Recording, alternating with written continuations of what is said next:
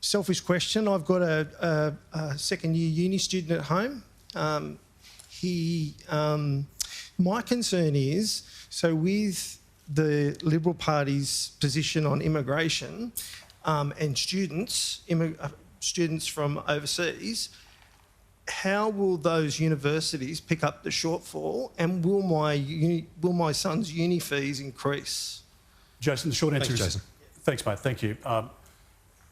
The short answer is no, because what we do as a government is we provide that funding to universities, and obviously there's a help scheme where students are paying for part of their own education as well.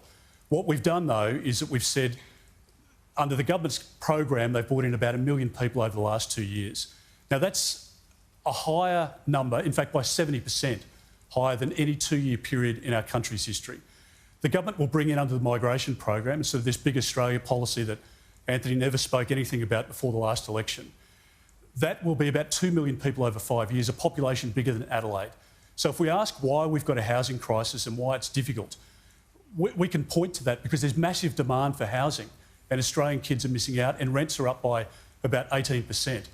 Now, I want desperately to make sure that we get an opportunity for young people to believe in and achieve again the dream of home ownership.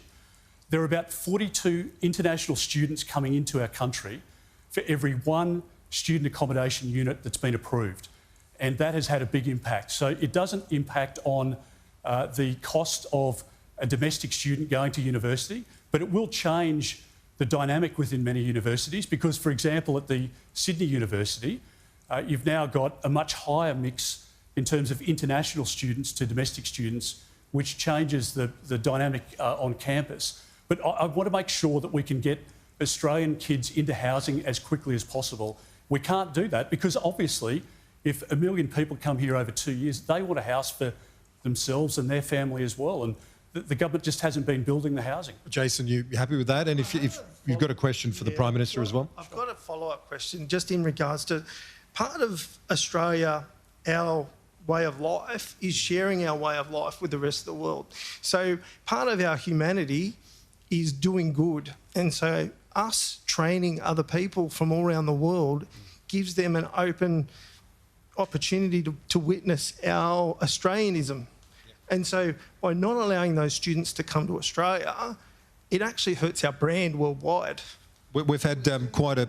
Yeah, indeed, thanks, Jason. We've had quite a few, as you know, Mr Dutton, foreign students become ministers, prime ministers. It's a good soft power tool, isn't it? Kieran, look, I think we are not only the best country in the world, but I think we've been made better because of our migration story. When you look at the migration story to our country, particularly since the Second World War, people have come out of war-torn Europe, people have come out of Asia, all parts of the world. We're an incredibly lucky country for it.